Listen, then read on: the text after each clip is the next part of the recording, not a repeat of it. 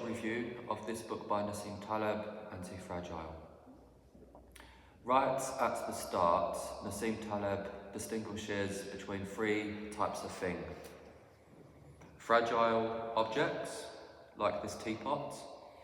If one were to drop this teapot, it's going to break into smaller pieces. It's fragile, it doesn't like sudden impact, doesn't like volatility, doesn't like to be moved around with force, doesn't like stress. Okay, if you subject this teapot to force, it's going to break. Okay, it's a fragile object. If you were to send this to someone, in a different country, this might be placed in a box with fragile written on it. Okay, it doesn't like to be moved around. There are also robust things, robust objects. The Egyptian pyramids are a good example. So the Egyptian pyramids have been there for about 5,000 years. In 5,000 years' time, they're still going to be there. In 10 million years, however, they probably will not. They're strong, which means they're durable, they will last a long time, but they're still subject to entropy and the slow decay of time. So the wind and the elements are going to reduce the Egyptian pyramids eventually to dust. So although some things are much stronger, they're able to withstand pressure and stress. They are not completely immune from the effects of entropy. The third category are things which are anti-fragile. Nassim Taleb couldn't find a word which means the opposite of fragile, so he came up with this word anti-fragile to categorize things, systems, which actually benefit from shock, from unpredictability, from volatility, from uncertainty.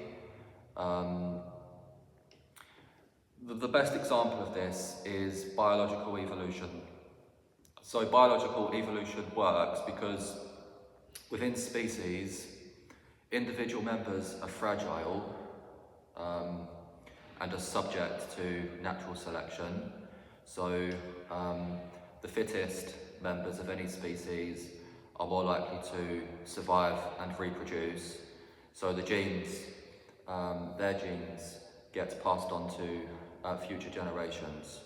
And so species as a whole, the group, benefits from the fragility of individual members, and as a consequence gets better or stronger in the medium to long term.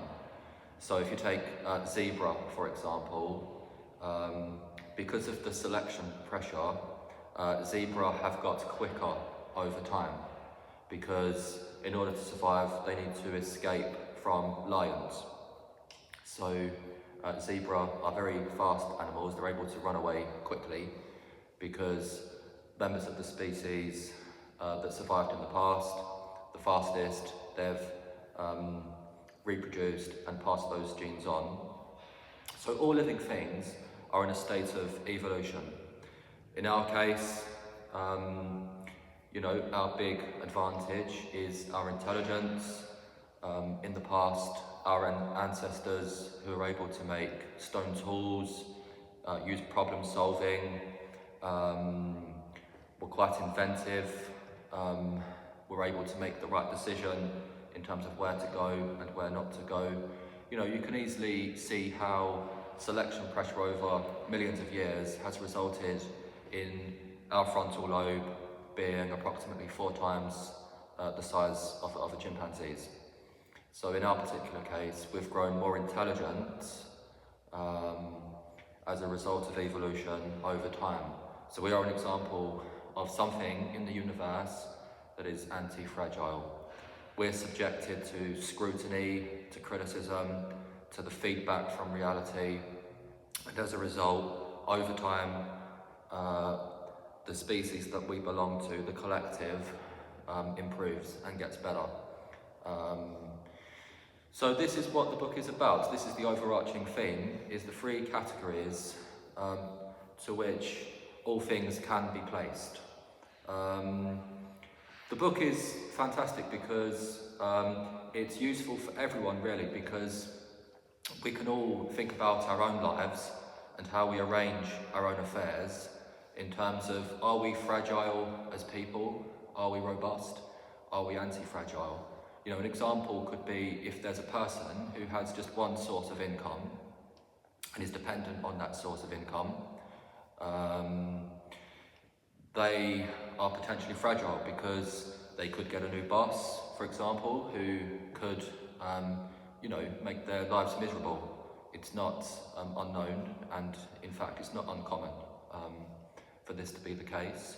The business might no longer be profitable because a new technology might emerge, a competitor might take over, the company might not do so well, they might need to lay people off, for example. It leaves the person quite fragile and susceptible to change. If, on the other hand, someone has arranged their affairs so they're adaptable, they've got a wider skill set, they're able to change jobs, they have optionality, they have the freedom to change and move in accordance with changing reality and innovation. What really alters society over a long period of time is technological innovation. And people talk about AI in the world today and the potential impacts this is going to have on people's jobs and the way we go about our lives.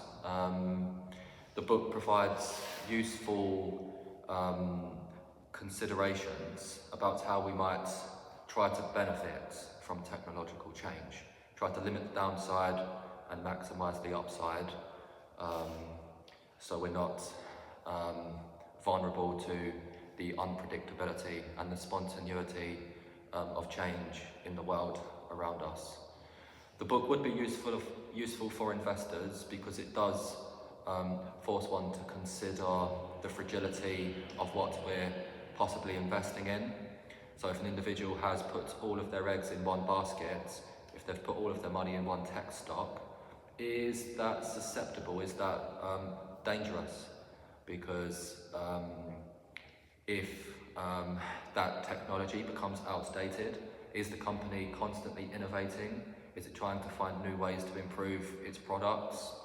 If not, then a new upstart, a new competitor might come along, and in very short period of time, it might replace that company which seemed unbreakable, seemed unstoppable.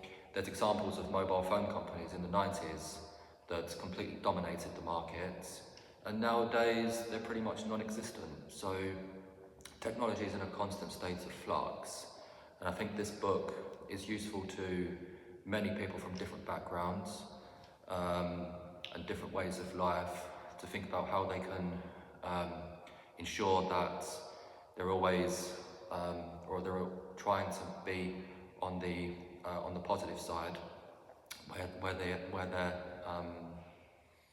the potential for them to benefit from things that we cannot foresee at the moment, and how things will play out, how that can benefit them in their individual lives. So this is Antifragile by Nassim Taleb.